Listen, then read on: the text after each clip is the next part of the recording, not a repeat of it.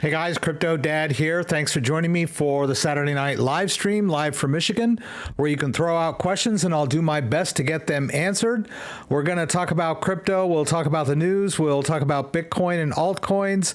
I'm going to move some crypto around for you guys if we have time, but the main focus tonight, of course, is going to be this ledger update. It's been in the forefront of the crypto news over the last week almost. And of course, crypto Twitter and YouTube and everything like that. I'm seeing quite a few videos and evaluations, and I've done a couple myself. So, but let's go ahead and get a jump in and get started. I'm here again with the rig and everything else. I think the mic is working. Looks like the webcam is working. Let's pray that when we switch over to this other scene, that webcam will also be working. So let's see what happens here. Hey, it's still on. Yay. Last week I was like, this one. Hang on just a second.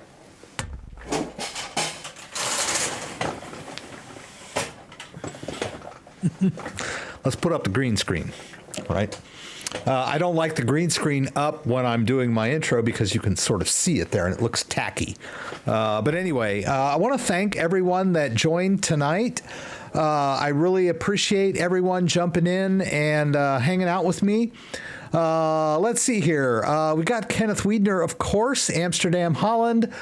Simon, Mr. Miskey, Allure, Barbara K, Scott Lee. Always a pleasure to have you guys here with me on pretty much a regular basis.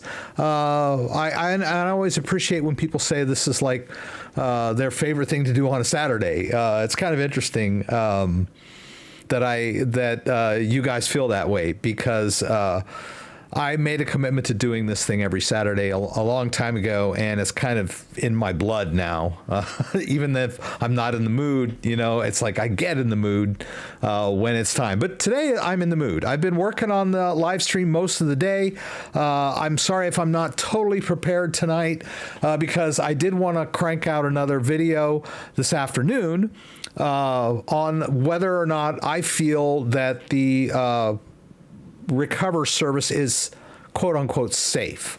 So there's a lot of questions concerning the firmware update. We're going to talk about all that. But the ledger service itself, which might be appealing to some people that aren't as savvy as the rest of us crypto hodlers, they want to know if the entire process is safe. And so I kind of did an evaluation video on that, and I'm not real happy about the process of the restore, right? I'm not that crazy about giving them my personal information in order to enable this service and, connect to Ledger. And I'm not that crazy about them kind of altering the what you might call the philosophy of the device, which is the key never leaves the device. But the actual process of conducting a restore seems like it's not perfect to me, and so we'll talk about that. But yeah, and I'm getting off on tangents here. Let's see, what did I want to get going first of all? I guess we'll just talk about the news real quick of crypto. It's pretty boring. I mean, you've got the chairman of the Federal Reserve on page, the headline page. I'm sure he's a nice guy. Loves his family and all that, but I don't think most people would consider him the most exciting guy in the world. I don't know, maybe if you're a trader or whatever. And Bitcoin has been just hovering for the last couple of weeks. Thank you, Marco, for the subscription. I appreciate it. Dan, our moderator, I don't see Dan here yet. He might jump in a bit later. But Dan regularly sends out And thank you, Ame, for subscribing as well. But Dan will send out emails to our crypto investor group with chart stuff. And the last email he sent was like, hey, I haven't sent much emails because we're in a range, kind of a boring range as far as the price of Bitcoin is concerned.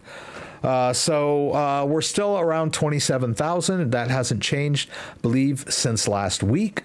Although the week before, 2 weeks ago, we were up at 29,500, and now we're kind of back down in that 27,000 range. So there's not a lot to talk about as far as the Bitcoin market goes, right? Modestly dovish comments. We're basically waiting and hoping for the day when the Fed kind of tips their hand and says that they're either going to stop raising rates, which will be cool, or they've decided they're going to have to start lowering rates, which would actually be very good for the market. And of course, the crypto market would kind of get pulled along with that, right? But it doesn't, at the moment, they're sort of keeping an even keel on that. So let's go into the news. I wanted to point out this particular story, and I read this story and I was kind of upset about reading this story because I have to. I don't know, it's not like I'm making a confession or anything, but I did go to a Ledger Open in New York back a couple summers ago, or last summer. And I saw everyone there at Ledger, and I saw the CEO, and I don't know. I don't want to cast judgment on anybody. Thank you for that subscription. I appreciate that. Let's just say I wasn't totally enamored with their CEO in person. I'll leave it at that, right? I'm not going to bang on anybody, but I will bang on his comments that he gave during a Twitter interview. And so when you're kind of being interviewed live, you tend to maybe blurt out things that you maybe wouldn't say if it was a polished press release, right? So there were a few things that he said, or shall we say blurted out during this interview on Twitter, and I'm not exactly sure who he was being interviewed by. And the picture here is not the CEO. The picture here is their chief technology officer, if I'm not mistaken. The CEO is Pascal Gauthier, and the French are probably appalled at my pronunciation of that last name, and probably the first name too. So he is trying to defend the decision of the company to implement this new recovery feature. And this is the statement that I kind of take offense at, the first one, right? He's in a Twitter Space session, and he says the following: "You're saying this is not what customers want. Actually, this is what future customers want," he said. "This is the way that the next hundreds of millions of people will actually onboard crypto." So I think it's a little arrogant to say, I know what everybody wants, right? This is what future customers want, right? According to the reaction of the crypto universe, it is not. But then he goes on to mention that this is the way that the next hundreds of millions of people onboard crypto. So he's obviously counting all of these hundreds of millions of people that of the money that's going to be flowing into his company with these hundreds of millions of people. So it's obviously a business decision, right? It flies in the face of everything sacred about cryptocurrency, which is decentralized self-custody. It's sort of been up to this point. If you can't handle self-custody, then don't, right? But if you want to use crypto in a wallet, you need to learn self-custody. If you want to just trade crypto and keep it on an exchange, great. If you want to self-custody your crypto, you're going to have to learn how to do self-custody, right? I had to learn it. a long time ago. It's not easy, right? It's not convenient. It doesn't mesh well with our convenience-based society, but it is what it is, right? If you want to learn how to use crypto, you need to learn, or a wallet, you need to know how to go through the process of writing down your recovery phrase and storing it in a safe place and making sure you don't lose it and, keeping it safe, right? That's part of what crypto is all about. And I've heard some of their other employees talking about this. Their chief technology officer. I was watching some other videos, and basically they kept referring to the fact that most people are keeping their crypto on exchanges, and we want them to be over on the self-custody side. And since they're too lazy to use full self-custody, we're going to offer them this middle ground and try to get them closer to self-custody. Well, it's not self-custody in my book, right? It's not much better than keeping your crypto on a centralized exchange. And I'll go into more detail about that, right? So it's a business decision.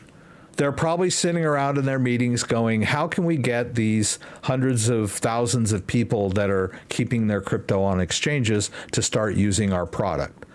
And so the answer was, let's make it easier by offering a recovery option, right? Without really thinking about how this is not really true self-custody. And then the other statement that he made later on in this article. By the way, I have these articles linked down below for those of you who would like to read the entire article. This is their CEO again, reiterating that its recovery feature was a necessary step. Okay, here we are again, telling everybody else what needs to be done. I mean, it is their wallet. I get it. Right? But it's not necessarily what the people in the crypto community really think is necessary. He goes, I'm sorry, but a piece of paper is a thing of the past and ledger recover is a thing of the future, right? Which I also feel is pretty arrogant, right? All of these nerds that are writing down their phrase and saving it at their home, that's past, right? Now we're trying to open up crypto to the rest of the world. So, screw self-custody. The future is here, and, we're going to offer this recovery. First of all, you don't have to use a piece of paper, right? You can. Piece of paper is not bad. If you write down a recovery phrase on a piece of paper, maybe write it down on, several pieces of paper, copies, and store them in different places so that if one gets, spilled on or faded or burned or whatever, you've got different copies of it. That's up to you, right? But you can also store your recovery phrases in metal medium like this. These are really good solutions. They're much more durable, waterproof, all that good stuff, right? So it's not always paper, right? Let me just say from the get-go that the firmware update that makes this possible is not by itself as big of a security breach as a lot of people are making it out to be, right? It does make key exporting possible, but that does not mean that it's a what you would call a game stopper or a deal breaker for using a ledger device. Even if you run the firmware update, you do have to authorize the recovery service. You do have to authorize, sharing the key out. That's their contention, and I kind of tend to agree with that. But the problem is, if the functionality is in the device and someone is able to get a hold of your device, then the attack surface is much lower. Well, let's just put it that way. But that doesn't mean that you have to go throw away your ledgers right now. because they're insecure, right? So I don't want to give that impression. But as far as philosophically, maybe you want to think about going to a different wallet. All right. Let's see here. I know that I'm way behind, and it doesn't look like, oh, JDO's here. That's great. So thank you for being here, JDO. I'm sure there's going to be a lot of people asking questions and whatnot. I'll try to get the major questions answered after we get through the news here. And like I mentioned, the articles that we're going to discuss here are linked down below in the description of this video. So if you want to read these articles on your own, I encourage you to do so. We've got some stuff we're going to talk about tonight. So be sure and check out the description down below. There's ways to connect to me. Twitter, YouTube, Instagram, and I provided my email address, so feel free to shoot me an email address. But as far as the questions that I noticed a little bit in the live stream chat already were, is this safe? And I just did a video on whether or not I think the recovery service is safe. Let's see, and I've been furiously answering questions on that. Let's see if I can get, that's another video that you can see I'm doing my own research too. Let's see if I can find the content. There we go. All right. So, first of all, let me just point out that I have done several content-oriented videos on this very subject. So I will try to give you pat answers. My feeling is that the spirit of the recovery is good. Ledger Recover. I like the fact that they're splitting the shards. I mean, I get it that the separate shards are useless on their own, right? So I can sort of get behind that philosophy a little bit. The problem that I have is how they implement the recovery feature, which they haven't really gone into a lot of detail about, but it can only be done a certain way. And as far as I know, unless they tell me otherwise, which I broke down on today's video, is Ledger safe, right?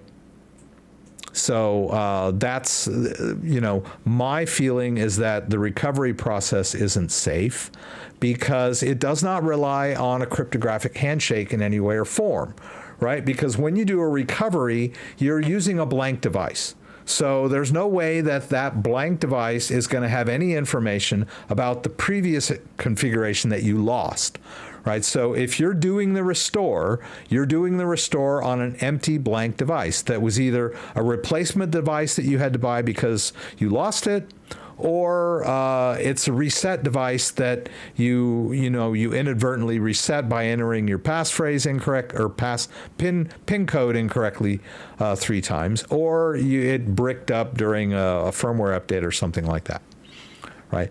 Those devices that are in the process of the restore are basically empty slates.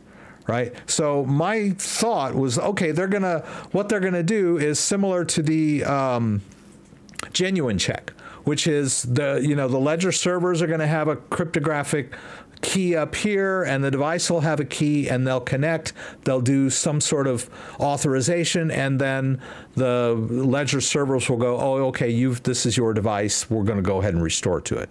But it doesn't work like that at all, because the device that's being recovered is empty, right? So there's no hard cryptographic verification of the recovery device, right? So it could be any device. It could be my device, it could be your device, it could be someone's device in a different location. The device is irrelevant in the equation. The only thing that's relevant in the equation is whether or not I can successfully verify myself in order to authorize the recovery. And that requires me to log in to the recovery service and verify my identity with Ledger, and that is not cryptographic. That's basically just me signing into my account. And that's the problem, right? If someone, and I think I had put in one of the comments before, is hasn't Ledger ever heard of identity theft? Right? Can't someone else come in and assume my identity in some way or form by stealing my credentials? There's a real threat of that occurring. Right now, someone in the comments of that video said something about, "Oh, Ledger assured us that that's never going to happen. That in order for a backdoor to be built into the Ledger servers to verify the identity, no one person can grant access, and it would have to be a collusion of a bunch of employees." But I'm still not convinced. Right? If the only thing authorizing someone, I get it. If the shards are separate, great, wonderful. But there comes a point where you're going to ask for the shards to be reconstructed to restore your device. And that process, the authorization of that process, is not cryptographic in any way or form. It is simply me logging into Ledger and saying, "I'm Rex, this is my account." Right? What if someone is logging into my account on my computer? Right? What if someone has managed to figure out how to impersonate me? So that's the point that I don't feel is totally safe and secure. Right? We're not trusting cryptography here. We're trusting Ledger. And in addition to that, and that's if everything's going wonderful. In addition to that, we also have, each of these three shards by themselves are useless. I get that. But two of them put together can reconstruct the recovery phrase.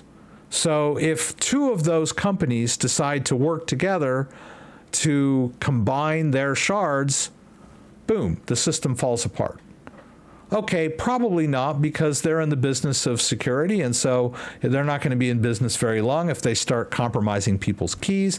But the main thing that most people are worried about, and my contention, is that government coercion, right?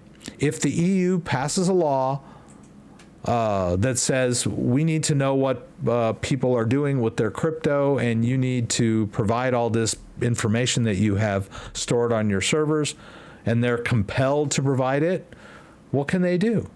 Right? It's already been put on public servers, or I'm sorry, it's already been put on private centralized servers, but those servers, those companies are subject to the law.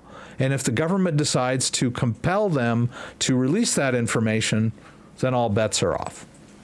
And that's why I just don't feel that the recovery process is safe, right? It's not really safe to store my private keys on third-party servers that can be compelled by the government to reveal whatever information they've got stored, right?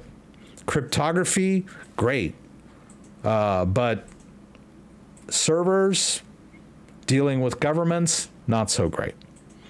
And that's the biggest problem that I have with this whole fiasco, is that up to this point, Ledger basically was telling us, hey, trust cryptography.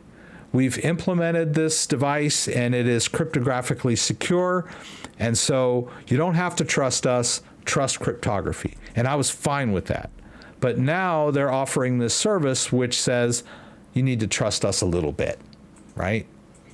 And it breaks the whole spirit of cryptocurrency and self-custody. That's just my take on it.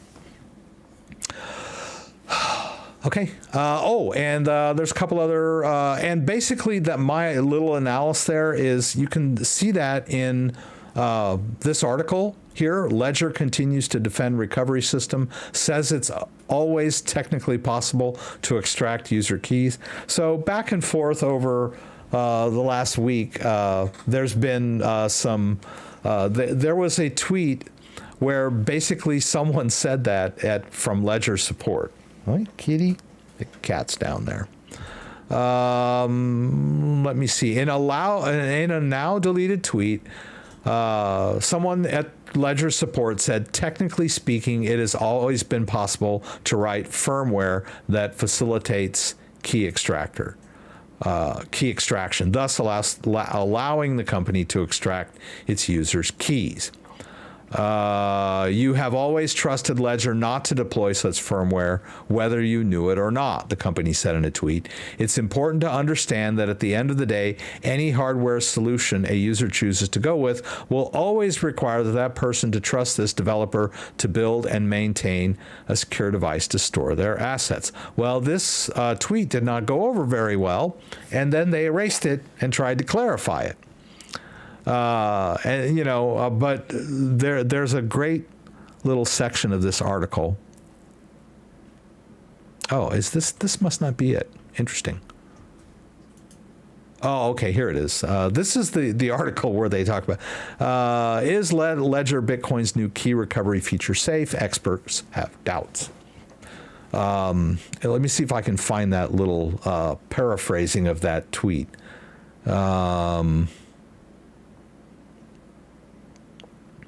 Ledger explained, deleted tweet, blah, blah, blah, blah.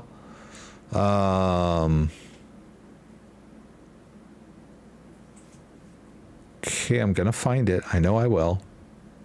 Yeah, this is a restatement of that, technically speaking, right? Oh, you know what? Maybe I won't be able to find it.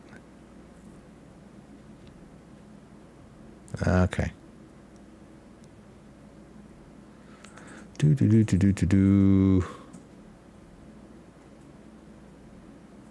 Doggone it, I can't find it. Doggone it. Sorry. But basically it was a sarcastic, basically they're telling the users that, oh, gee, you didn't realize that you were trusting us in the first place. And God, I wish I could find that. Okay, whatever. I can't find it. I thought that I had queued it up here, but I guess I didn't. I could have sworn I read it in one of these articles. Come on, Rex, where is it? It's got to be in here somewhere. Come on. I'm not going to be able to find it. Doggone it. That's just really a bummer. Okay. Wait. Would it be here? I know there's 4 articles. That's the expert article. Anyway, okay. So basically the tweet was a bit arrogant, kind of talking down to the users. And most of their replies about this have been pretty arrogant. I know they're French. So I guess it's to be expected from French. I really shouldn't be bashing French people at all, as a group, right? That's not very polite. But they have been known to not be to be a little bit rude to American tourists, right? So this is the attitude that I feel that they're projecting here, is that, oh, you don't understand, right? We have to do this, because we want to make a lot of money. We want to get all the people that don't know how to use our wallets to buy our wallets because we're going to help them now, right? You don't understand. The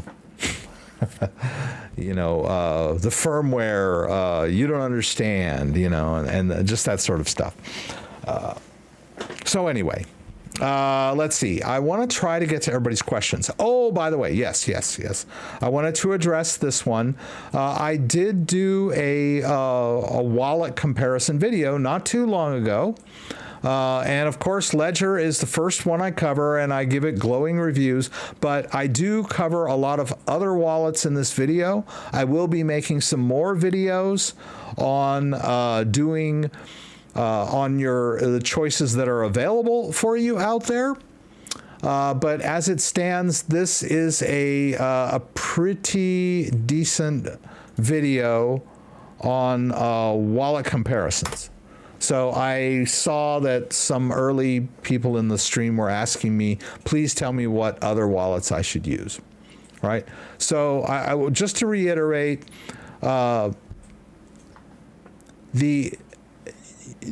should you or should you not do the firmware video? The firmware update, right? Let me see if I can give this to you here. I'm in Ledger Live, right? I was going to do a full demo walkthrough of this process this morning, and I recorded most of it until I hit a brick wall, which was this service is not available yet, at least on my devices. But I did run the firmware update on a test device. And so the firmware update is what makes this process possible with user confirmation, right?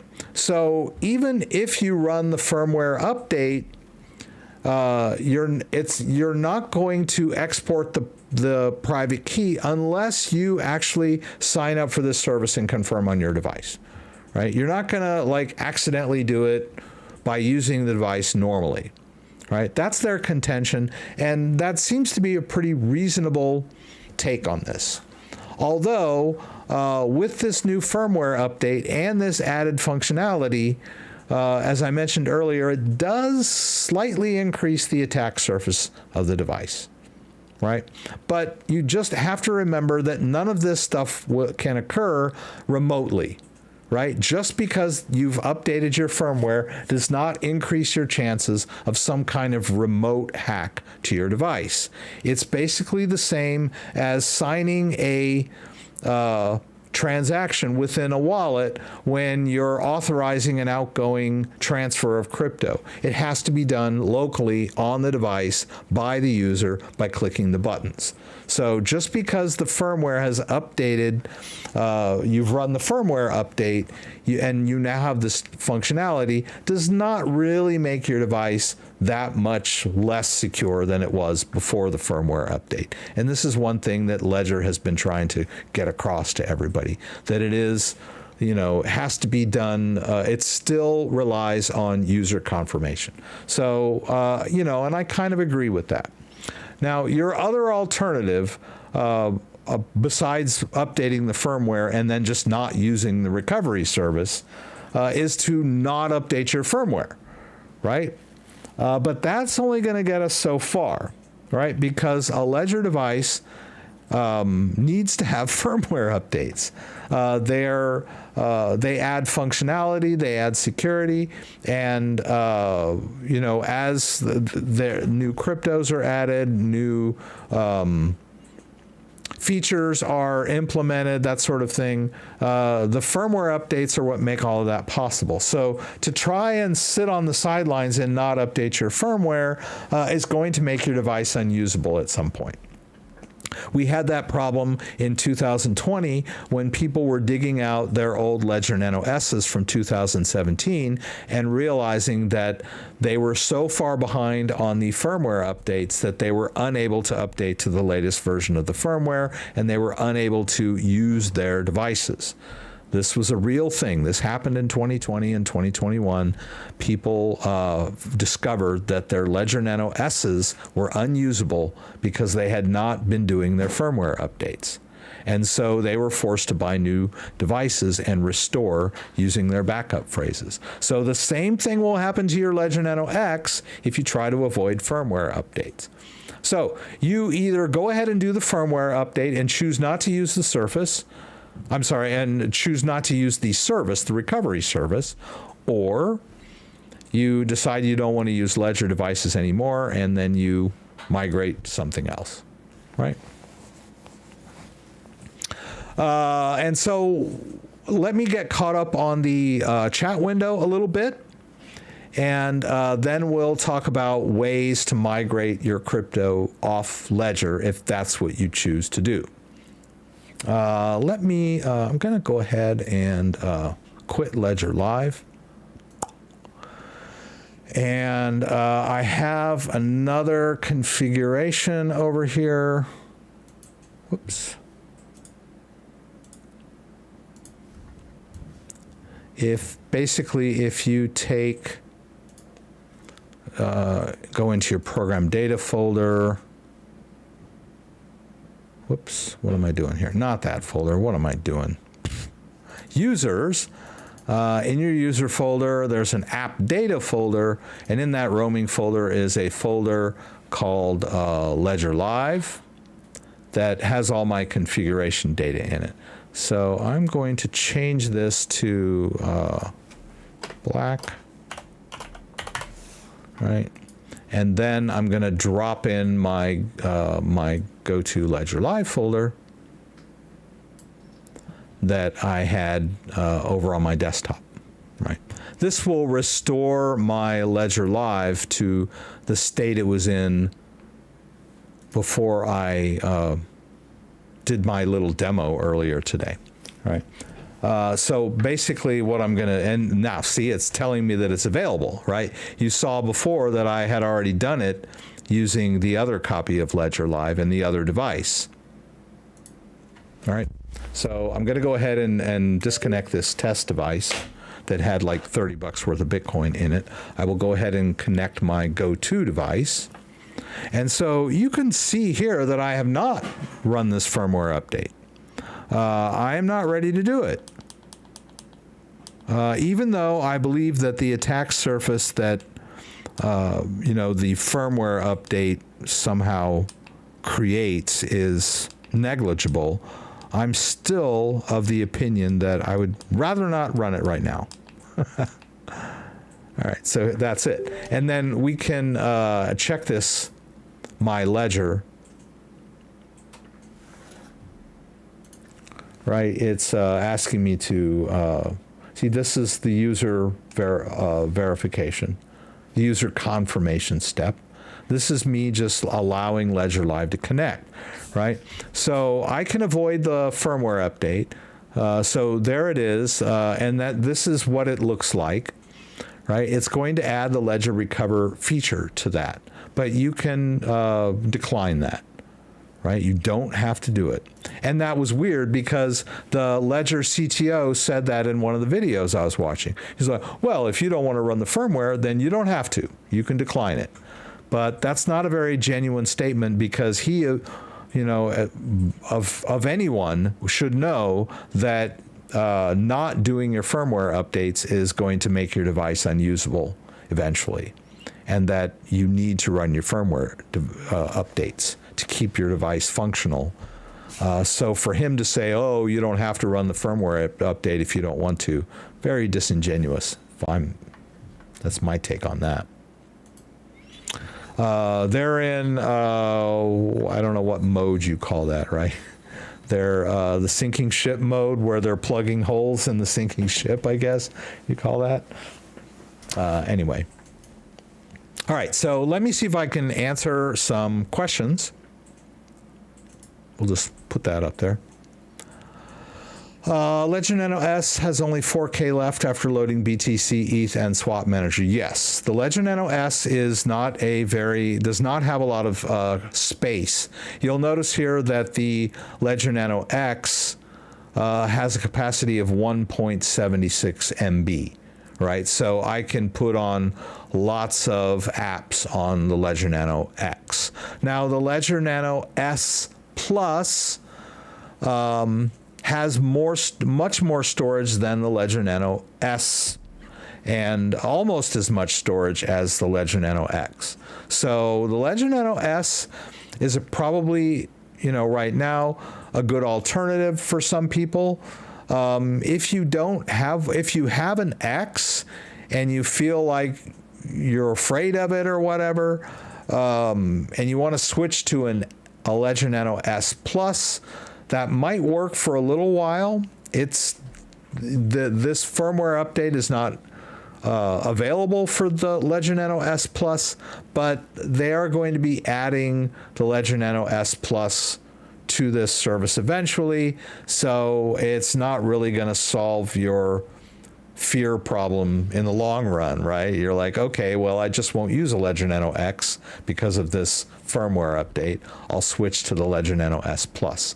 That might work for you for a month or a year or whatever, but they will eventually make a firmware update available for the Ledger Nano S Plus that implements this functionality, right?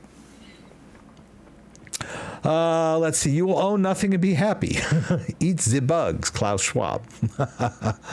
Migrate to something else, an air-gapped gadget, perhaps, so they have a backdoor of everyone's seed phrases. Okay, fractal. That's not an entire. That's kind of an overly broad definition of what's going on here. They have a firmware update that can implement the functionality of you exporting your seed phrase in shards, which is very secure, but it is entirely up to the user to do this. It requires user confirmation. So the term backdoor is pretty open-ended. I wouldn't describe it in those general terms, right? So I know crypto is always complicated. So specifically, thank you, Michael Jordan, for subscribing. I appreciate that. Specifically, they've added functionality for the user to be able to export their private key or seed phrase in an encrypted format that's a Shamir backup that gets split across 3 different companies. Right. But as I mentioned before, if government intervenes, the 3 companies will all have to comply. So maybe cryptographically it's a secure system, but in practice, maybe not so much. Right. Just making sure I haven't muted my mic. But yeah, built a backdoor into their device sounds is a little bit overly broad. I wouldn't characterize it like that, right?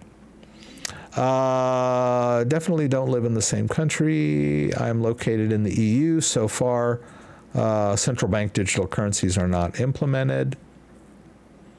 Right. We are a couple of people like PJ and Rudy are talking about central bank digital currencies in relation to this, because it is a little bit related if you think about it.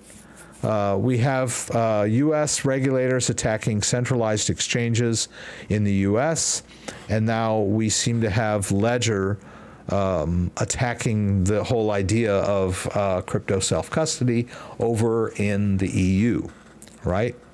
Who knows where this came from, right? Morgan, I like to believe that 9 years of service holds a lot of weight in terms of trustability. Yeah, there was always a level of trust with Ledger. I've talked about this many times. A lot of people criticize the Ledger device because the firmware was not open source, or the secure chip implementation was not open source. Their CTO mentioned this in one of the videos I was watching earlier today, that they signed some kind of NDO with the chip maker to not release their proprietary secure chip elements, firmware, right? So they sort of blamed it on somebody else. Well, we'd like to make it open source, but we signed an agreement with the manufacturer not to reveal their proprietary secure chip technology, which is really good and which the Ledger is based on. So, that's why we don't make our firmware open source, which sounds really good, but I believe Trezor is fully open source. So making excuses for not making your firmware open source is not really holding much water. Let's see what we got here. JDO, if someone will trust Ledger with your keys, why not? Oh, I'm sorry. I wanted to finish that thought. But I got a lot of people that were saying, Ledger's firmware is not open source, so it can't be trusted. And I said, well, it can be trusted insofar as it has been tested and reviewed by third parties and regulatory services and white hat hackers. So, yes, it's just like anything, right? If you test it enough and you reveal the results of those tests, and those tests are all transparent, and the device gets tested 10,000 times and passes every time, right? If the device gets tested 10,000 times and every time you test it, it spits out a random private key, then you can pretty much trust the device. Right? So there was that like level of trust in that, well, what if on 10,001 it doesn't pass the test, right? There was always that. But insofar as the device being functional and doing what it said it did and keeping the private key private, it had been rigorously tested over the years and had always passed with flying colors. Ledger Live software was open source, but the secure chip implementation was proprietary, but it had been tested over and over and over again and had always passed and had done what it said it was going to do. There were a lot of white hat hackers that tried to crack the device with some limited success in some very limited use cases when they had physical possession of the device. But in general, the device was secure and you were basically trusting the cryptography that was implemented on the device. You didn't really have to trust Ledger that much. But they are right when they say that there was a small amount of trust that people were putting in the Ledger company insofar as their secure chip implementation, right? That was always there. Right? But now they've added an additional functionality which allows the export of your key to their new recover service, and that is a bone of contention with crypto purists. Let's see here. I'm sorry if I'm getting behind. People shouldn't rush to anything right away unless you know what you're doing. Which are the three companies listed by Ledger? I covered that. The three companies are poop-a-doop-a-doo. No, I'm not going to be able to find it. CoinCover. CoinCover is one of the companies. Ledger is the other company. And then the other company is, I can't remember the name of this company. Doggone it. And I had it like highlighted at one point. Anybody know the name of the other company? It's something. It's a company that I'd never heard of, but they're, I can't find it. I can never do anything live. When I'm not live, ask me about a question and I'll find the answer in 30 seconds. But when I'm live, I'm flustered and I can't find it. Yeah, I can't find it. What is the name of that third company? I don't have it off the top of my head. But one of the companies is Ledger, the other company is CoinSure, and then the other company is something. Sorry about that. I wish I'd... Okay. Dan's here. Thanks for being here tonight, Dan. Let's see. I think the 2.21, you said software, but it's firmware update for the Ledger Nano S also gets you prompted to update. Not sure if the firmware will accept it, though. Yeah, you might see a prompt to update your firmware even when you have your Ledger Nano S or Ledger Nano S Plus connected, but I don't think it would actually work if you tried to do it, right? I mean, we can do that, but the company has stated that the Ledger Nano S Plus does not have a firmware update that enables this functionality. Although your Ledger Live, if you've ever had a Ledger Nano X connected to your Ledger Live and you've gotten this alert, you will still see it. Oh, Wolfie J, thanks for the subscription. That's really nice of you. I appreciate you subscribing to the channel. But when you connect this device, you'll probably, if you have both, and then you connect your Ledger Nano S Plus, you'll probably still see that update alert. But the company has stated that The Ledger Nano S Plus there is no firmware update for the Ledger Nano S Plus. I don't know what would happen if you tried to do it. It might brick your device for all I know. Keeping my ledger, but will offload some 2 or 3 different wallets. Okay, makes sense. When Ledger gave up all email addresses, physical mail from Hexcoin bought those emails. Okay. If you feel comfortable with the new changes, it might be fine. Otherwise, you cannot get hurt by waiting for more information. That's true. Thanks, JDO. Here we go. The 3 companies are providing the pincher movement by US, UK, and France. Interesting. It is interesting to me that we trust many other corporations with very, very, very private data, but I guess the difference is with crypto, you cannot recover what is lost, a major distinction.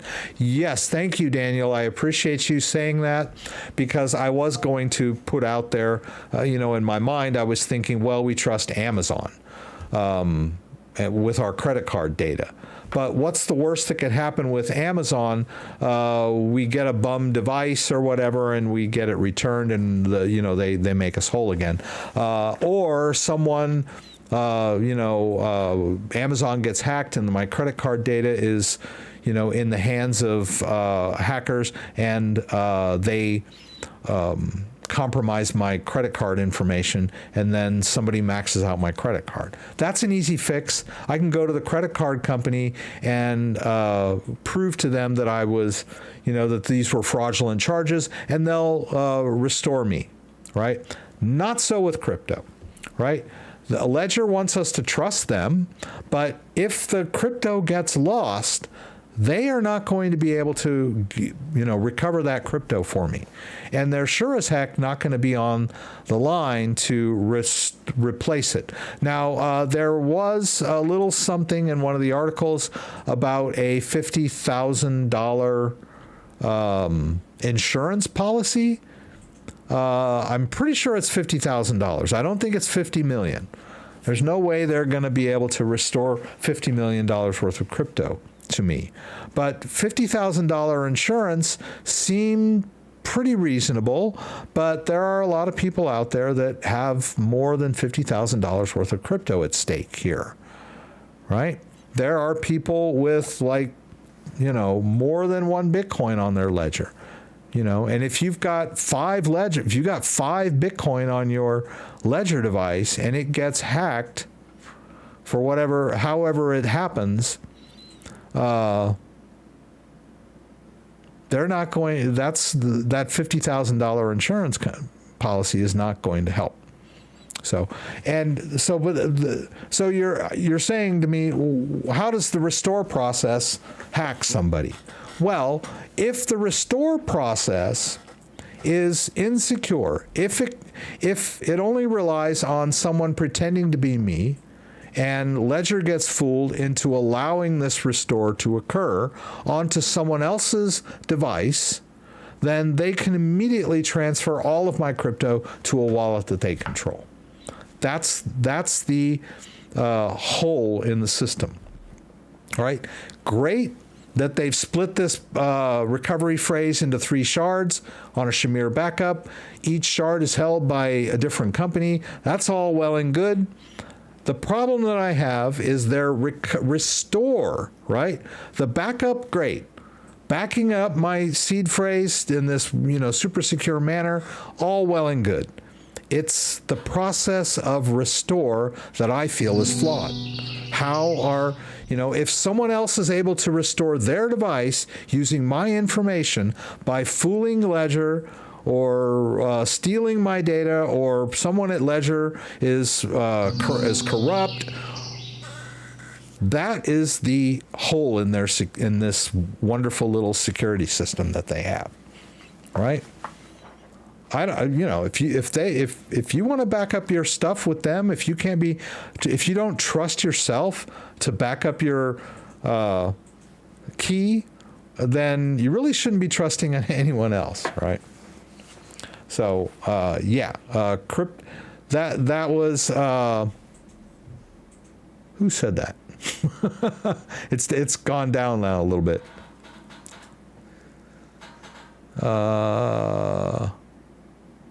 Yes, Daniel Ridley mentioned that. So having trouble, Steam fright. I don't get afraid, but I get flustered when I feel like I'm not caught up with, and I like to get to all the comments and questions, and I really appreciate everyone being here tonight. E. Poston, if we run the firmware update and decline the restore service feature, will we have the updated firmware added to our device? Yes. If we run the firmware update, then we will have the ability to use the Ledger Restore service. Aha, a sill. Hey, I bet you that one caught you by surprise. A little kudos out to Asil for his donation this week. I appreciate it. And a little extra music there for you. You thought it was just going to be birds chirping, didn't you? Escrow Tech. Thank you, Miguel. Miguel mentioned that it's CoinCover and Escrow Tech. That's the name of the third party. That's the third company, Escrow Tech. Firmware for Ledger Nano S. They did not release updated firmware for the Ledger Nano S in this latest firmware update. This latest firmware update, version 2.21, is only for the Ledger Nano X, right? If we connect our Ledger Nano S, then why don't we do that? Yeah, I'll go ahead and disconnect my Ledger Nano X, and then we'll go ahead and connect my Ledger Nano S.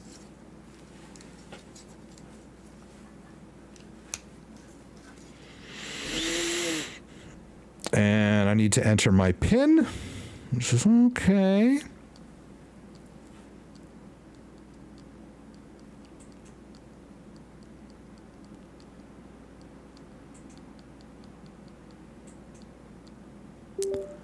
All right.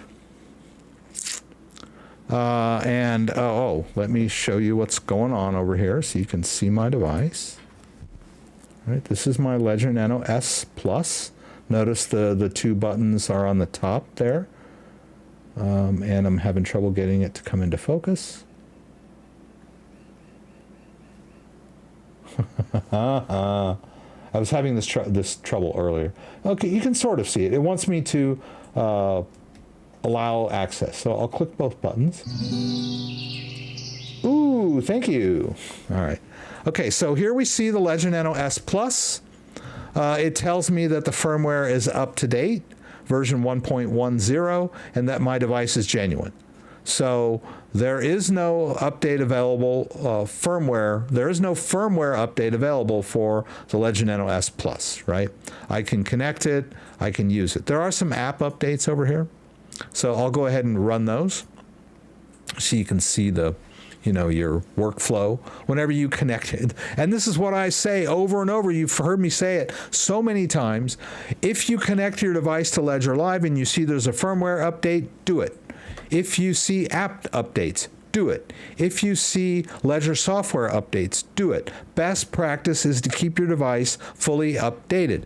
And now, here we are in a situation where I'm saying maybe you don't want to run your firmware update, at least not right now. So it feels weird for me to be telling people that, that's your decision, whether you want to run firmware update or not. Generally, I've always been, like your dad telling you, oh, you should always run your firmware update. It's like, it's a no-brainer. It's like, should I change my oil now? Or should I change the oil on my car? Of course you should. Right? Should I run firmware updates? Of course you should. Well, now that's not the guiding principle anymore, right? We're kind of in a conundrum here. Should we run this firmware update or not? But if you have a Ledger Nano S or a Ledger Nano S Plus, then this does not concern you at this moment. Right? You don't have to worry about this right now. But as I mentioned, they will eventually make this functionality available for the Ledger Nano S Plus. It's inevitable, right? Sooner or later they will, right? But right now, you don't have to worry about it. Let's see. Hundreds of millions of people still trust their banks. This is probably why Ledger is looking forward. I don't agree with them, but they are looking ahead. Yeah, I agree, Dan. I think that Ledger sat down and gamed this out, quarterbacked it out, and said, "Hey, we have hundreds of thousands, maybe even millions of dollars in revenue that we could be getting from these people that are keeping their crypto on exchanges, right? We should try to figure out a way to get that revenue and those customers, in our company, in our coffers, right? And how we're going to do it is we're going to offer this recovery service." And a bunch of their nerds said, "Oh, people aren't going to like that." And then they said, "You know what? We don't really care if like the crypto nerds don't like it. We're trying to get the masses to adopt our hardware wallet." And they'll probably bitch and moan, for the first week or two or the month. But after a while, people are going to get tired of hearing them bitch and moan, and they'll accept this whole, Ledger Recover service, right? That's kind of probably what their strategy was, right? They figure, there's going to be some blowback in the beginning. We'll deal with it. We'll gaslight them a little bit, tell them they're dumb and whatever. And all these nerds, and after a while, nobody's going to be listening to these nerds anymore, right? Or not, right? We'll see. But that was probably their thinking, is that, some people are going to object, but, this potential revenue is more important to us. So the people that object, they can go use a different wallet. What we care about are the new users that'll start using our wallet because they don't have to worry about, managing their seed phrase anymore. They'll let us do it for them. Yeah, that's probably their strategy. Let's see. Let's turn this thing off for a second. Firmware for Nano S, we covered that. Another difference is all the financial nightmares of last year. Someone had pointed out in one of the articles that I had read that or maybe it was a comment in my YouTube comments. They said last year, with all of these centralized exchanges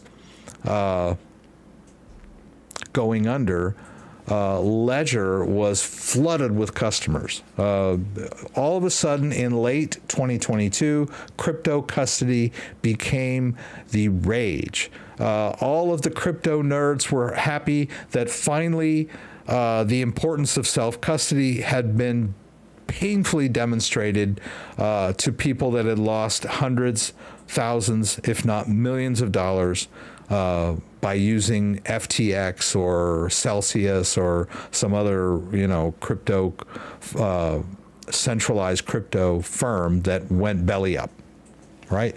So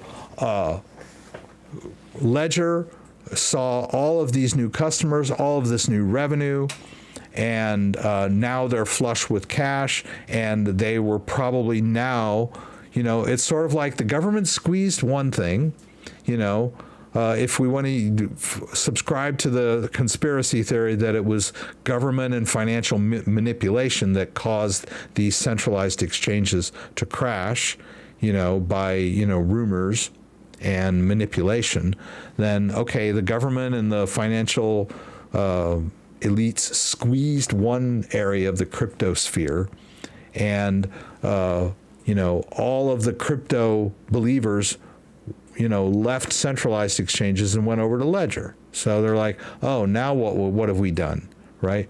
We caused one thing, to try to discourage people from being in crypto, and so now they went over here to Ledger.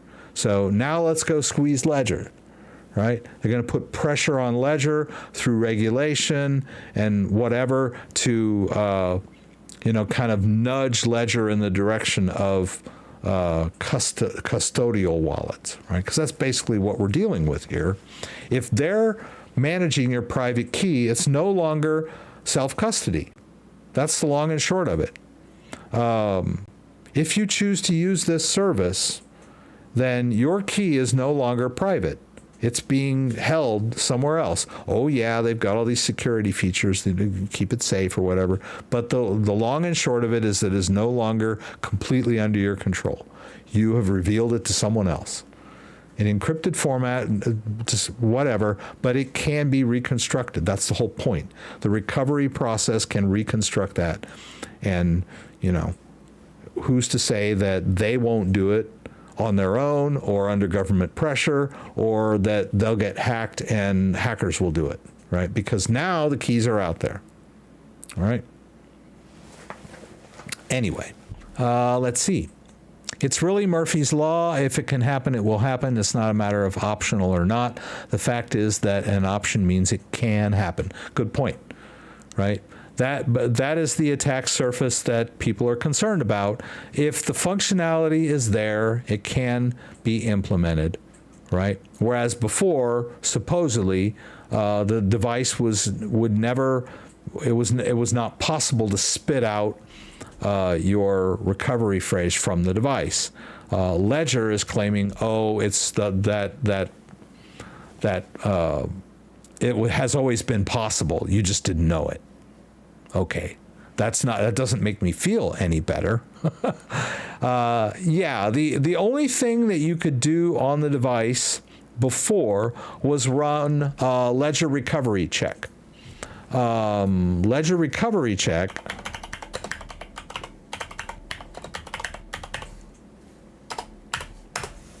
was an app that you would install on your device that allowed you to run a recovery check, but it did not show you the private key on your device. But when you ran it, you were responsible for entering whatever phrase you had written down, and then the device would verify it and tell you whether or not you entered it correctly. Right? That was the closest that the device came to giving you your key. It would allow you to check your key by entering the key that you had written down, and then the device would give you a yes or a no, right? Yes, is the correct phrase. No, it is not, right? So, but it never showed you the key on the device. The only time you ever saw the recovery phrase on the device was during the setup process, right? It has to show you so you can write it down.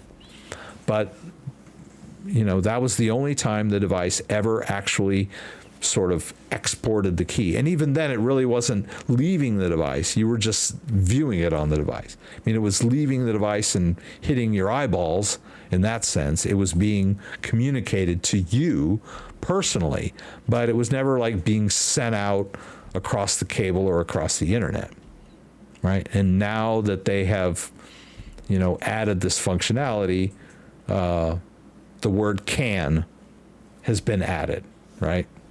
As Mr. Katrasi says, now we know it can happen. Even though Ledger will tell you over and over, it's user confirmed, right? Only if the user confirms it, right? Okay, we get that. But we're not concerned with whether or not the user confirms it. We're concerned with the can, C-A-N. It can do it, right? Whereas before it couldn't, now it can. Chad's here from Mackinac Island. Thanks for being here tonight, Chad. Chad and I met up when I was in Mackinac the last few days. I went up there with my daughter. I told you guys about it last week. And Chad and I hooked up and had a burger and talked about crypto and life in general. And we had a great time. I hope to meet you again sometime, Chad. It was wonderful. So it's always great hooking up with a fellow crypto enthusiast. So that was cool. And it's very rare. I mean, a lot of times, you're kind of isolated and you're worried about, who should I trust in person if they know I have crypto and I know they have crypto. It's always, it's kind of a tiptoe, right? But it worked out with me here in Grand Rapids. I met Randy, and through Randy, I met Dan, and through Ran and Dandy, Dan and Randy and I, Randy mostly, formed an investor group where we've got 7 or 8 people that come to a monthly meeting where we all get together in person and talk crypto. So I knew that it was possible to get together with other crypto people, and it was great meeting Chad this week. Thanks for being here tonight. Now all I need to do is fly to Hawaii and meet Scott, and my life will be complete. Scott's still here. 190 on live stream. Wow, thank you, Barbara. Yeah, I don't even know how. Oh, Buddy's here. Buddy Love. Poo. Haven't seen Buddy in several months. I'm glad you're here, Buddy. I appreciate it. 50K? It's 50K. Okay, yeah, it's 50K is the insurance they'll give you. Not 50 million. Yeah. I don't know that I'm ever going to be completely caught up with the chat. We were going to talk about some other stuff here, but let me see what I can do. Can we get more thumbs up? Thank you, Dan. My Nano X doesn't have a new firmware update, and I haven't opened up my ledger in over 2 weeks until right now. I'm not sure. If it's not telling you need a firmware update, you could disconnect it and reconnect it. You might want to reboot your computer, all that normal nerd troubleshooting stuff. Also, I do know that sometimes their firmware updates are released in like tiers. They don't like push out the firmware update to everybody at the same time all over the world. They kind of do it in sections. So it might not be you might not have it on your ledger live right now, but you know, just keep checking. It'll probably show up if you want to run it, right? So yeah, that happens quite often with firmware updates and software updates. They don't always get pushed out to everybody at the same time. If Ledger Company can grab your private keys like this via you willingly allow them, then you can always steal them off your Ledger via any future firmware upgrades from Ledger. Yeah, Ledger claims that the way the device is designed, that it always requires user confirmation.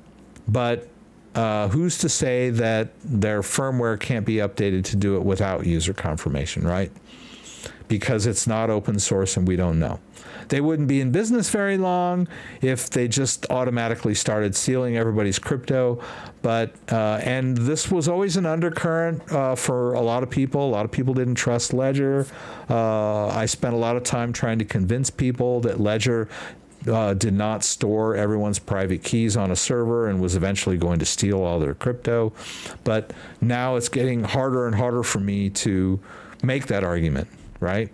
If they can update their firmware to allow the user to export their private key, who's to say that they can't run a firmware update that would allow them to actually export the key remotely, right?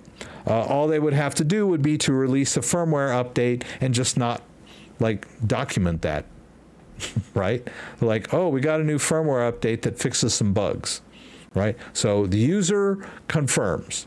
Right, so the firmware updates require user confirmation. But what's in the firmware update, there's no way we can really know, right?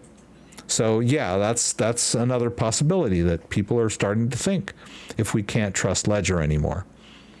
This isn't about pissing off the OGs or satisfying the noobs. It's like Dad said there, after FTX, they're moving government pressure to where most people went. Yes, I totally agree with you, Soul Cancer. Yeah.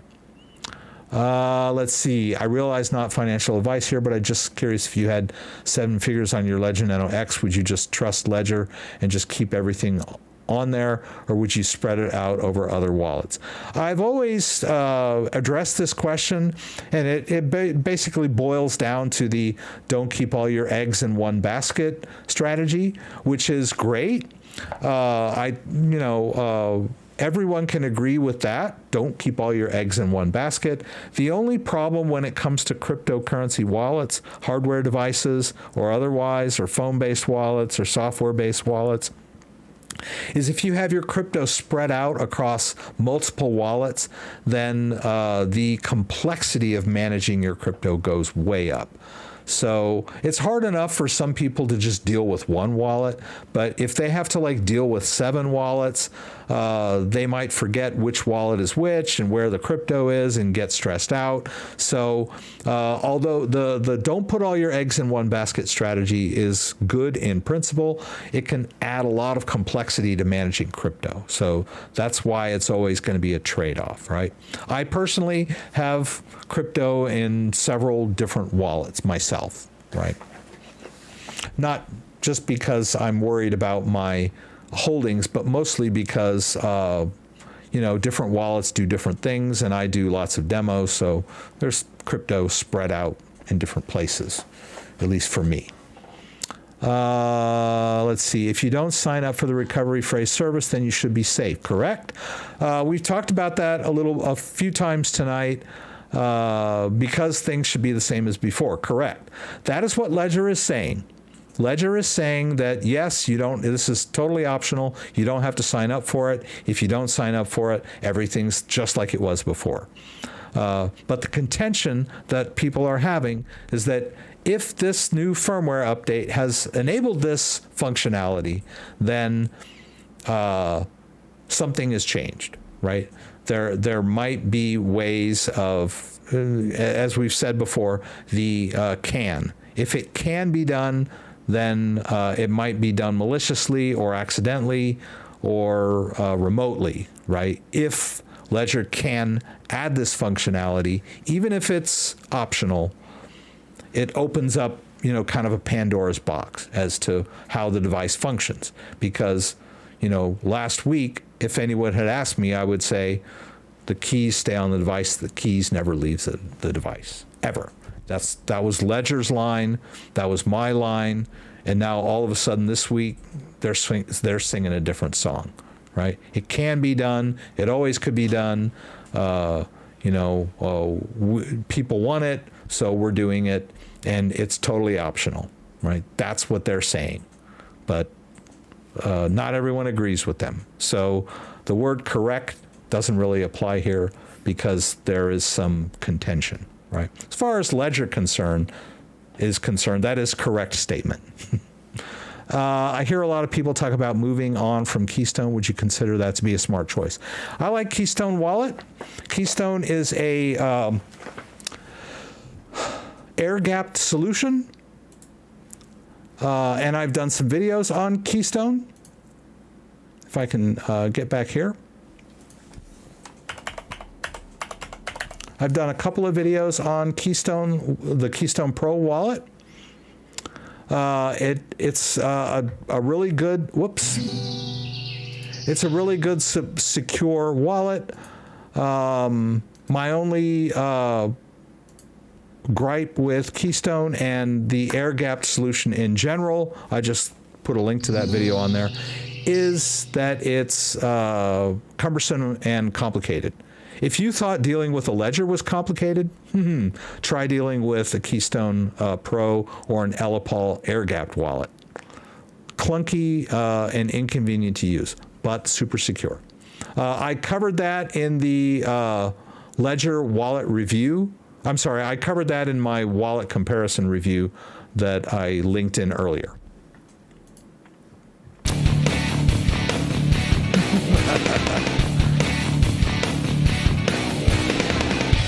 Hey, Ralph HG got himself a little musical reward there. I appreciate that.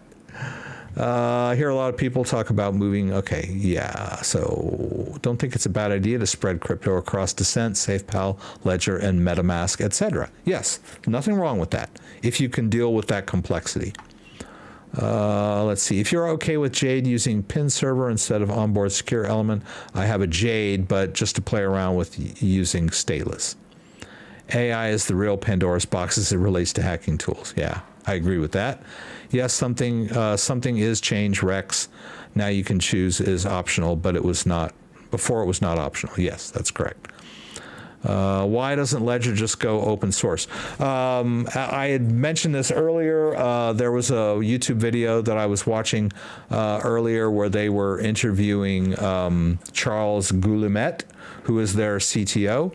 And I don't mind putting a link to this video. It's a pretty good video because he does his best to explain Ledger's thinking behind this new service.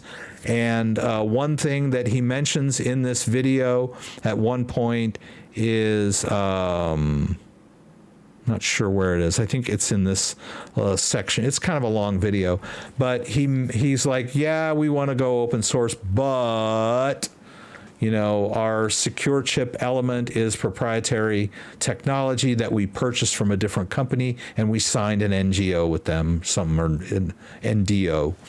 So, but that's his excuse. Yeah? So we don't make the secure element. We have it manufactured by a different company, and then we install it they make it for us. We put it on our device, and we've signed some kind of agreement with them not to reveal their technology. Right? That's Ledger's answer to the question, why don't you go open source? Right? They go, we can't, because we're using proprietary technology that we have contracted out to another company. That's their answer to the open source thing.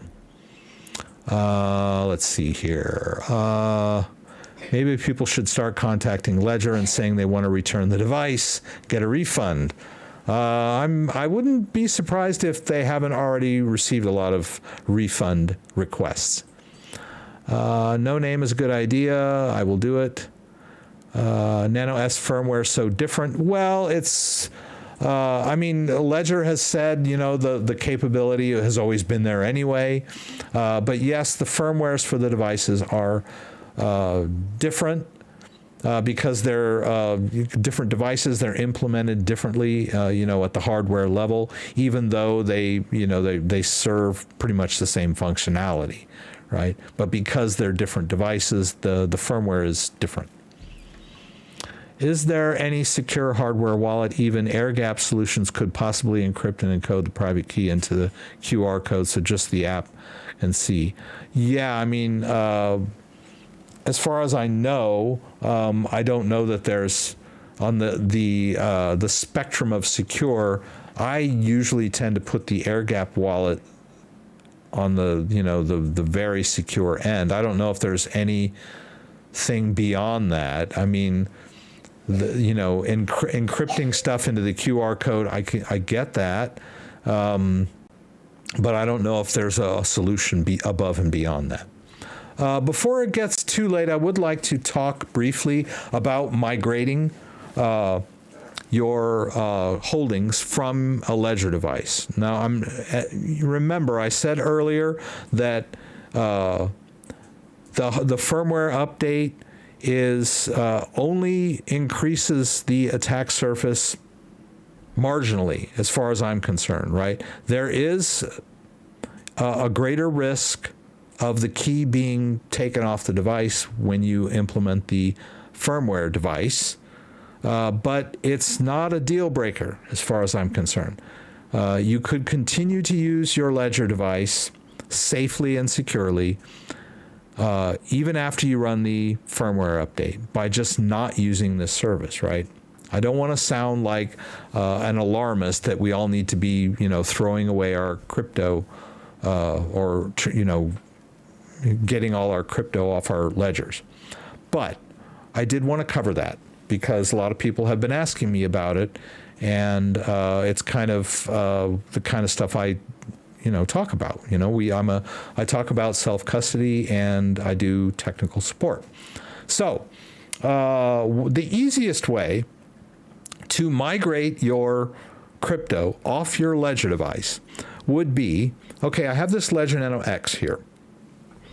And it has a whole bunch of crypto on it. And I'm worried. I don't want to update the firmware. And philosophically, emotionally, I don't want to use this thing anymore.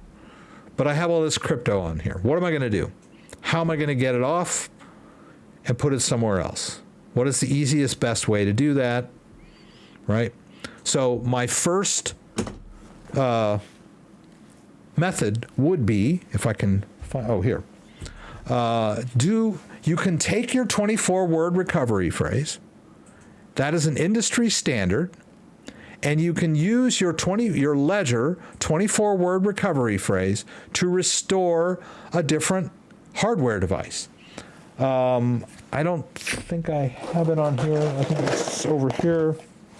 Yeah.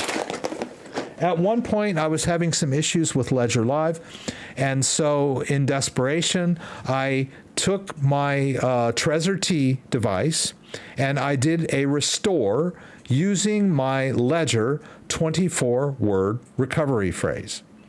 And after I did that, this Trezor T had access to all of the wallets that I had created on my Ledger device with a qualifier.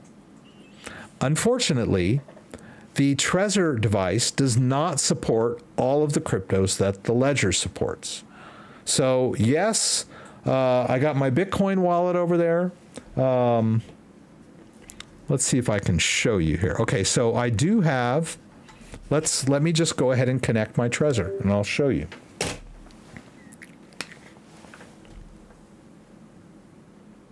I'm going to need to put in my key or my PIN here.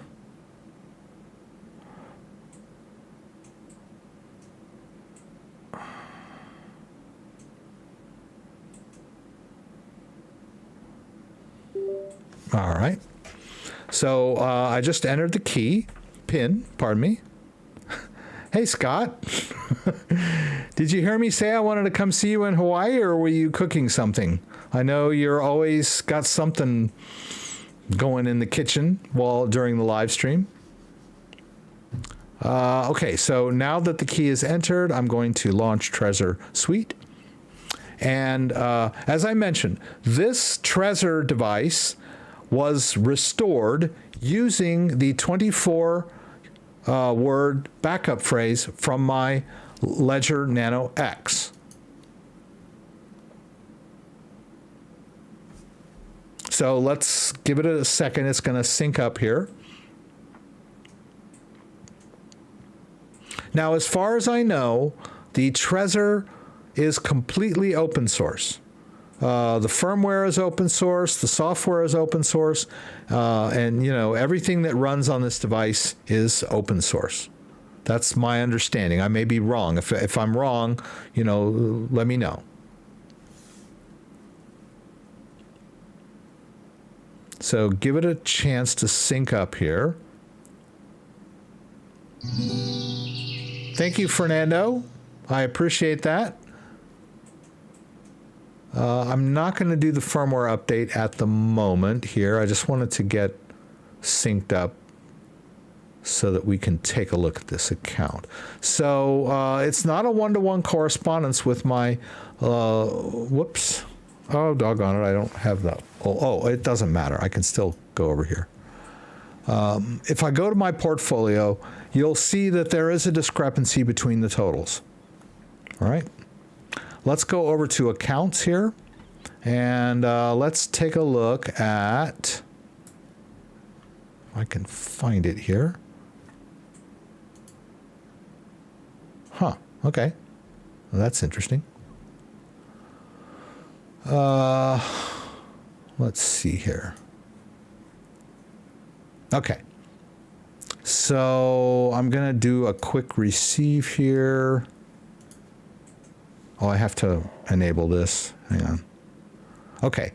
This address right here is my Ethereum address on my that was created on my Ledger device, right? So if we go over to my Ledger accounts, let's take a look at this Ethereum wallet. It's the exact same address as we see on the Trezor. So the Trezor, all of the accounts on my Ledger were imported into the Trezor. But the only problem is it doesn't support all of the cryptos that the Ledger device supports. But I was able to gain access to them. Let me see if I can, here's the tokens, right? So there's the AXS,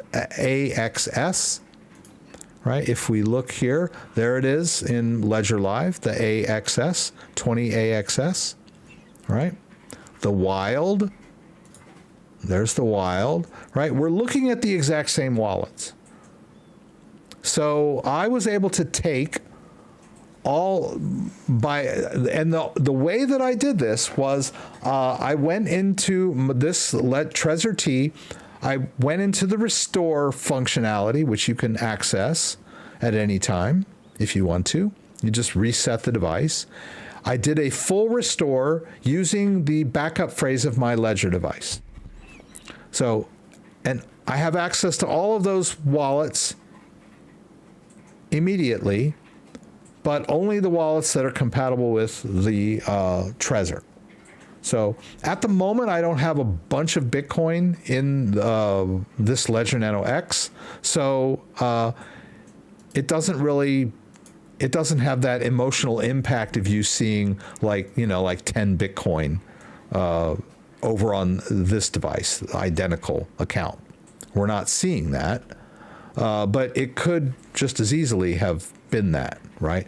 So if I had a bunch of Bitcoin on my Ledger Nano S, and I just wanted to quickly and easily migrate it over to another device, I would simply do a restore on my Trezor T using the recovery phrase of my Ledger device. Then I would destroy this, right? Because I'm worried that there's some functionality on here that could cause the private key to be exported, right? Or I just simply wouldn't connect it to anything anymore, right? And that would solve it. But then there's that Bluetooth, and maybe somebody, outside my window with a phone might try to Bluetooth into it or whatever. So yeah, maybe I would take a hammer and crush it. The only drawback to that strategy, which, there are a couple, is that this device does not recognize all of the cryptos that I had stored on my Ledger device. And, forgotten what the other one is. The other drawback is that some people, including me, might consider the backup phrase of my Ledger device to be compromised. If Ledger is telling me that they've always had the ability to export my private key, and that I was dumb not to know that, then perhaps they did export my private key sometime in the past, and that recovery phrase is tainted, right? So yes, using the restore feature to restore using your 24-word backup phrase to a Trezor is fast and easy. If you feel like your recovery phrase from your Ledger device is tainted, then that's not really the best solution for you. Now, I should also mention that if you're okay with your recovery phrase, you feel that hasn't been compromised, but you don't want to use the Ledger anymore, you can import that 24-word recovery phrase in other wallets too. So yeah, you could do it on a Trezor, you could do it on a Keystone Pro, you could do it on Ellipal, stuff like that. But you wouldn't want to do it in Trust Wallet or MetaMask for please don't. Then you've suddenly negated all of the security of your hardware device by importing the 24-word. Thank you, Makong. Hope I said that right. I appreciate that. Do not take your 24-word recovery phrase and import it into a software wallet, or a hot wallet, a phone wallet, right? They are not as secure as your hardware device. So you don't want to go backwards on your security, right? So unless you just hate the Trezor so much that you're willing to move all your crypto to, say, Trust Wallet on your phone or MetaMask because you trust them more or whatever, right? Don't do that. If you're going to migrate to another wallet, best practice would be to migrate to a wallet of equal or greater security, right? Don't migrate all your ledger stuff to a really insecure hot wallet that's even more vulnerable to hacking, right? And you've just like, you know, cut off your nose to spite your face, right?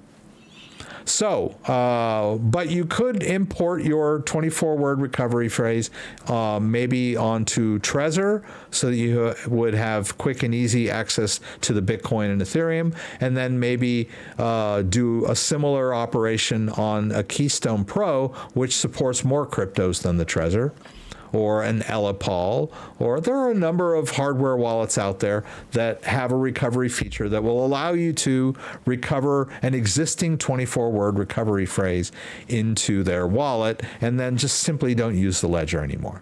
That's the quick and easy way to just migrate off your ledger, right? Now, the next and more tedious way would be to simply do manual transfer of every single crypto from your ledger to a different wallet, right? And if all you have is Bitcoin and Ethereum, that's kind of easy, right? If you're just totally afraid that your ledger has been hacked, you're one of those paranoid types, and you would feel safer with it on Coinbase, more power to you. But and you could do that, right? You could just say, okay, I'm going to transfer all my crypto off my ledger over to my Coinbase account because I trust Coinbase more than Ledger. But you really haven't solved the trustless issue, right? You're not really, you haven't solved the self-custody issue, right? You've just moved from one custody type situation to an even more custody type situation. So really what you should do is you could transfer your Bitcoin from one wallet to another simply by doing a transfer. Emmanuel, appreciate that. So, basically you would just go into your Ledger Live. You would go into, your Bitcoin account. Well, I've only got a small amount of Bitcoin here, but it could be 5 Bitcoin for all I know. And then just send it out to a different wallet. So like maybe the Trezor. So I'll go over here. This is the same wallet, but just as an example. Sorry, go back here. Messed that one up, didn't I? It doesn't matter, right? I'll just go over here, do a receive. All right, I will copy that address into my clipboard. All right, or I can just do copy, right? So we're just assuming that this Trezor wallet is not the mirror backup of my ledger, right? We'll just assume that this is like an independent Trezor wallet with a Bitcoin wallet, right? So, and then we go back over here to Ledger Live and paste in that Bitcoin address, and off we go. Right, and then we send it all. Right, we send it all to the other wallet, and we will need to do that for every single crypto that we have on the device if we don't want to use the ledger anymore. Right, so after we've sent our Bitcoin somewhere else, we'll go back over here and we'll send our Polkadot somewhere else. Right, wherever whatever Polkadot wallet we want to use. I don't think the Trezor supports Polkadot, but I do believe that maybe Keystone Pro and Elipal support Polkadot, and there might be some other hardware wallets out there that support Polkadot, right? You're just going to have to do transfer manually. I've done that before, actually. Back in 2019, I think it was 2019, I had done a video, and I had used some raw footage of me doing the restore process. And it was only after the video had been posted for a week or so that someone pointed out in the comments that every single word of the recovery phrase was readable in the video. It was this video here, if I can find it for you. Oops.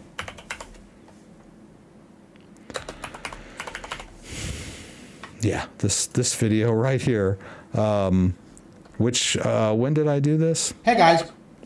Let's see, what is it? 2 years ago, right? This little section of the, whoops. I look 2 years younger in that video. This little section of the video here, I'm actually demonstrating the recovery process. And I had recorded this video for a previous video. And when I published that original video, I had blurred these words out. But when I was looking for B-roll, I used this video, this archive video B-roll, and forgot to blur it. But I didn't realize, I thought that maybe I had skipped a few steps, but I had apparently every single word was visible. And so the person in the comments said, hey, I think your wallet's at risk. And after I reviewed the video, I said, oh my God, I did. Well, fortunately for me, no one had really caught on to this except that one commenter. And so I spent several hours moving all of my crypto off this device onto a different device. In that case, it was a different ledger device, but that's what I did. I had to manually go into every single wallet and do a transfer, even third-party wallets, because in those days, my Polkadot was in a third-party wallet, my Cardano was in a third-party wallet, so I had to spend a lot of time transferring. So it can be done. Tedious and time-consuming, but it can be done. And if you're worried about your backup phrase, you feel that, the ledger backup phrase is tainted because of, what Ledger said about these capabilities, then by all means, go out and get yourself a fresh hardware wallet, do a restore. Get your fresh hardware wallet, initialize it to a brand new configuration, and then transfer all of your assets over one by one, right? And you may choose to use different wallets too. You may not want to put everything in one wallet. You might want to get more than one, or different brands, or whatever you want to do, right? But that would be your workflow, right? If you don't trust your recovery phrase from your Ledger device and you don't want to use your Ledger device anymore, then you will need to manually transfer one by one using, go into each account and do a transfer. So, there's really no other way to do it, right? So I'm most likely going to be doing several videos in the next week or couple weeks or month that are like how to transfer from Ledger to Trezor, how to transfer from Ledger to Keystone, how to transfer from Ledger to Elipal, whatever, And I'm sure those videos will get lots of views because there's people out there that have lost faith in their Ledger and they're terrified that they're going to wake up one morning and all their crypto is going to be gone. I don't think it's as dire as that. But once you lose faith in a company, once you lose trust in a company or in a wallet, then really your only alternative is to migrate off to something else, right? So that would be you can either restore using the 24-word recovery phrase, making a quick and easy mirror backup. But thank you so much, Radio Man 5710. I appreciate that. Or to be super secure, simply transfer everything over, right? If you're terrified that your wallet has been compromised and you still have access to it, then just transfer everything off of it, right? You managed to get everything transferred in, just do the opposite. Right? Just go into a wallet and get actually, I think Trezor does support Polkadot, if I'm not mistaken.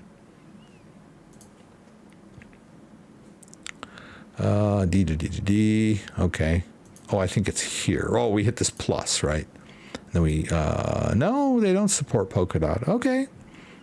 But they do support, Yeah, see, that's the problem with the Trezor, is that the amount of tokens it supports is fairly limited. But it does support Ethereum and ERC20 tokens. And I believe if you, well, let's see what happens. If we go over to MetaMask with our mirror backup, let's see what happens over in MetaMask. I might have to, I'm going to delete Core Wallet because, well, I don't have to. I don't have to. Yeah, so let's go to MetaMask because I'm not connecting to a DEX here.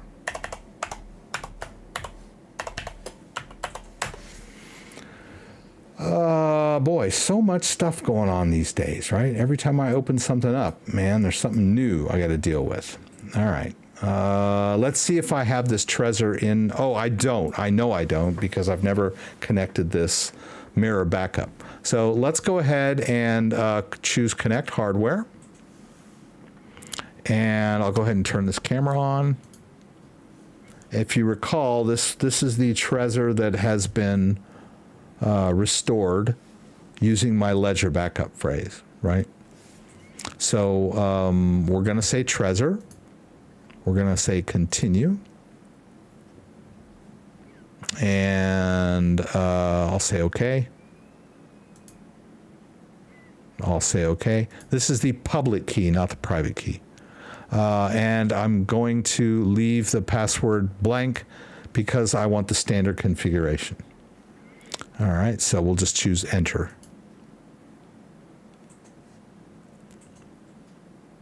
All right, now those are the, it's kind of wonky, right? It sees one, but not the other. I'm not sure about these. Yeah, it should have 445 on here. So it could be a little wonky. So apparently it's already seeing the one that's in the ledger section. So this might be weird, right? Let me go ahead and first of all, I'm just going to delete the wallets that have the ledger. Which was, I don't think this is it. All right, so I'm going to, whoops. All right, let's go back. All right, here we go. Let's go and delete the, I'm going to delete all of these. Or remove them. Thanks, Charles. Appreciate it. I can do remove there. Why is it not doing this? Well, this is weird. All right. Oh, maybe because I have it connected? Let's see. I'm a little confused here, as you can see. Let's remove this, if we can do that. Okay, did that work? I think that worked. Let's remove this one. This is also a ledger-based account. Okay. All right, so, yeah, and I would like to, oh, I don't know what that is. Looks like it did remove that Trezor account. I just want to get everything off. All right.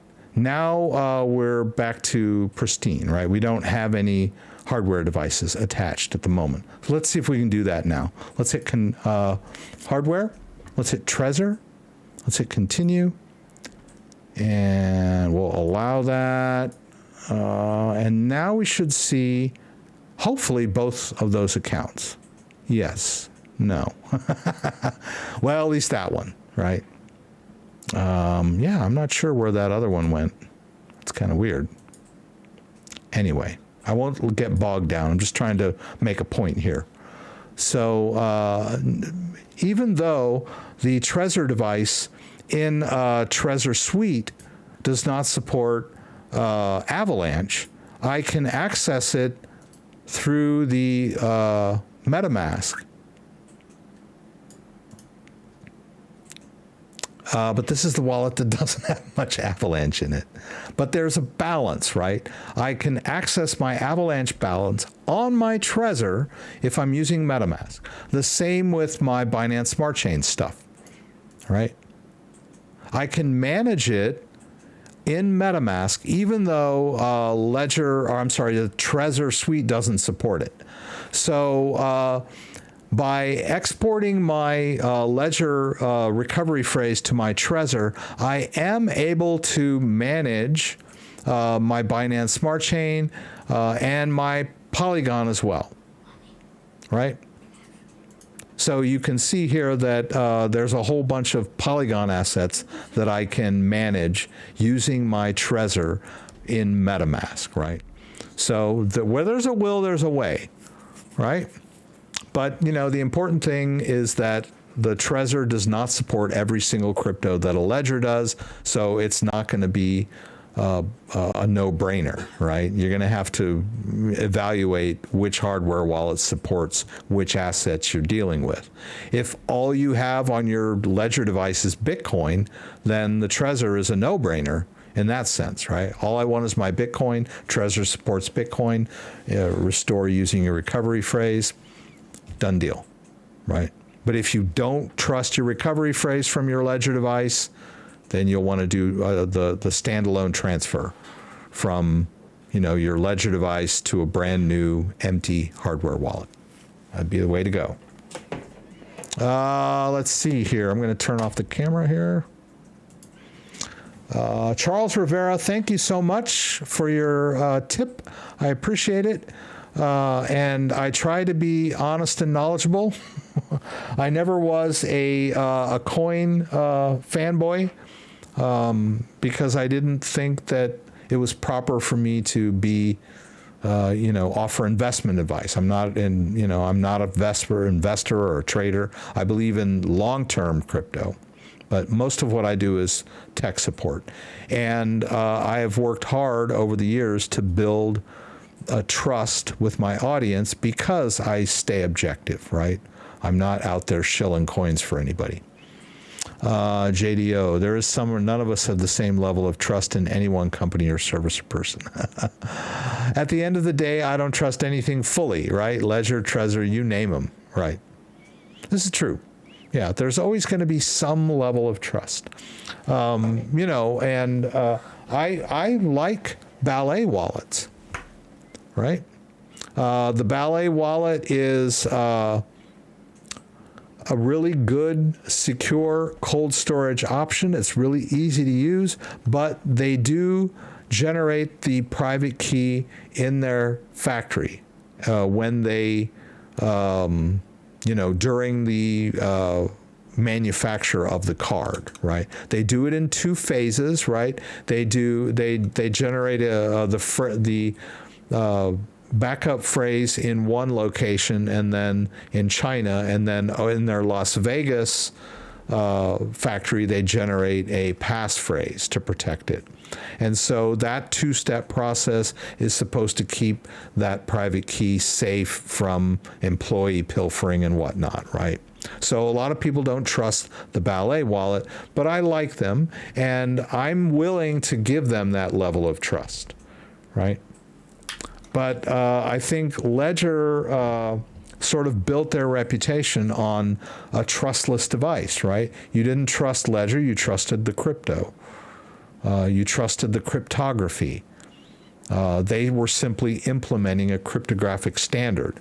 And now, with this reveal and this switch in strategy, now they're asking us to trust them, right? Which seems to be a contradiction to their previous business model, right? And a lot of people weren't prepared for that. Darren Gore, to be honest, I was thinking the reason Ledger offered this backup phrase service is because there are a lot of absent-minded people in the world, and if people were worried, they would lose their phrase. That's exactly why they decided they wanted it, to offer it. Right? They're trying to corner the market on all those people that want to own crypto, but are unable or unwilling to manage their own private keys. They're trying to appeal to that audience. Right? Tangem is another good solution. I've got a Tangem card here. It's a secure chip element. You don't write down your phrase, but it has its pros and cons as well.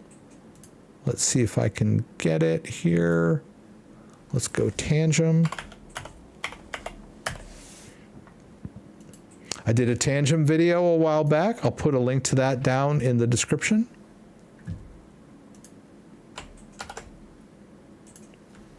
It's a good wallet. Oh, let's see. Where's he? Boop, boop, whoop. Yeah, it's a good solution. My view of the Tangem wallet was that it really wasn't a a go-to full-on long-term storage wallet. Is more of a kind of a working wallet.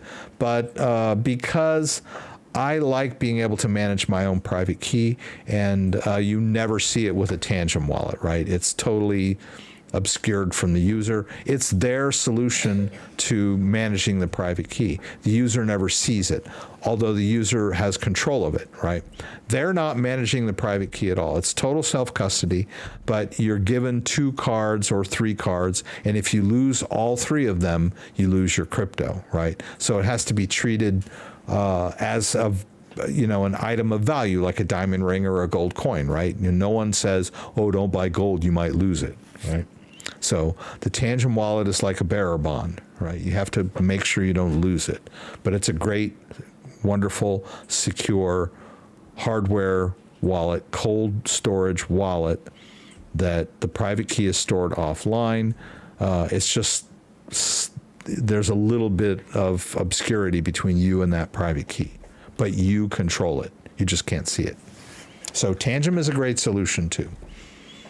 So we talked about Tangem, we talked about Keystone, we talked about Ballet, which I like.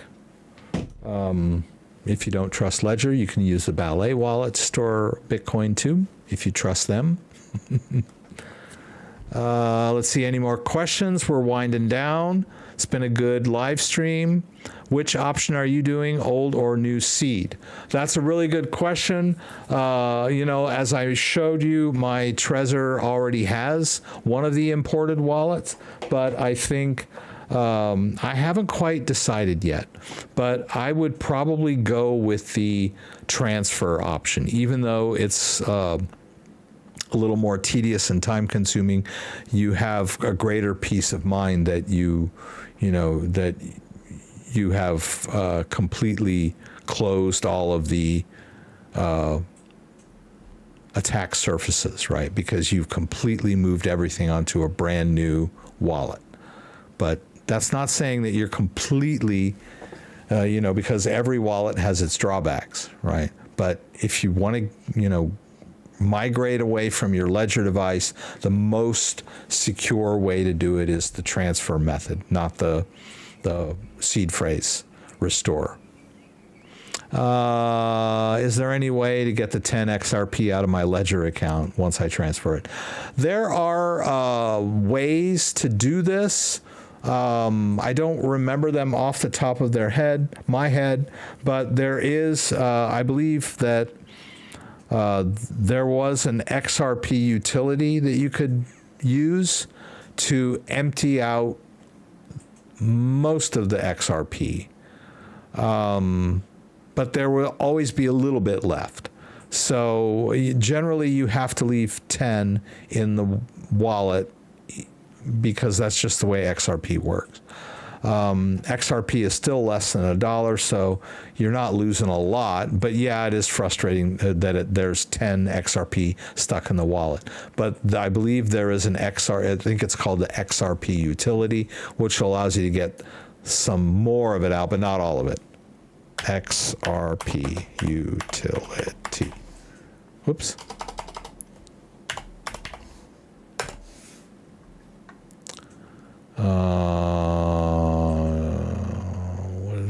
Maybe not. Okay. Yeah, I'm not sure if this is it or not. This might be it. Not sure for sure. I don't want to steer you in the wrong direction. But there are ways to do it, but whether or not it's really worth the time and effort, it's hard to say. I mean, if XRP is turns out to moon out down the road, and it's worth $1,000 per coin, then maybe, yeah, it would be worth going after that 10 XRP. But it'll always be there.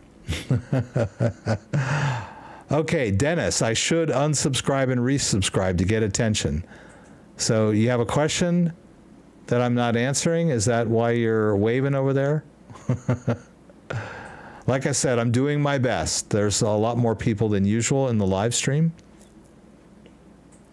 You're doing the exact same mistake with Tangem than with the Ledger. Yeah, some people don't like Tangem. They don't trust Tangem.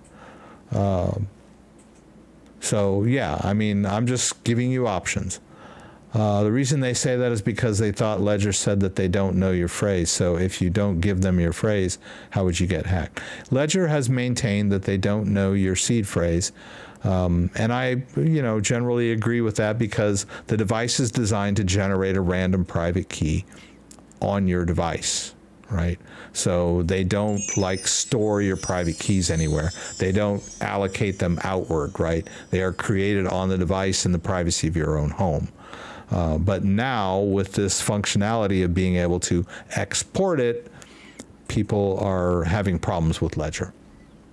Why would you import recovery phrase from Ledger to Trezor or Keystone? Not a good idea. I'd rather create a new wallet from scratch with a new recovery phrase. I agree, right? That I gave you both options. I just gave you the import option as your easy, quick solution if you are okay with trusting your previous seed phrase, right? There's nothing that is, there is no cut and dried, there's no proof that they have any access to your seed phrase, right? There's just a feeling that they might, or a possibility that they might. But there is no outright proof that says that all of your seed phrases have now been compromised, right? There is just speculation to that effect. But if you want to be totally safe and secure and you feel like your seed phrase is tainted, then do the transfer method, as I mentioned. Yeah, I guess I can talk till I'm blue in the face, but yeah, anyway, people jump in after the fact. That's okay. Yeah. If you want a fair and balanced assessment of both methods, then rewind a little bit in the live stream if you want to, because I did talk about all those issues. Okay, I have it. I'm going to convert everything to gold and silver bullion and coins, put in a chest, bury it in the backyard, encased in concrete. Just tell the neighbors it's a time capsule. Right. If they think it's a time capsule, they won't think twice. Right. Just tell them it's all of your old surgical masks from the COVID lockdowns, and they'll be afraid of it. What about Atomic Wallet? Atomic Wallet is a software-based wallet. It's a hard wallet. It's a hot wallet. It can be used in conjunction with a Ledger or Trezor device, but like I said, I would not.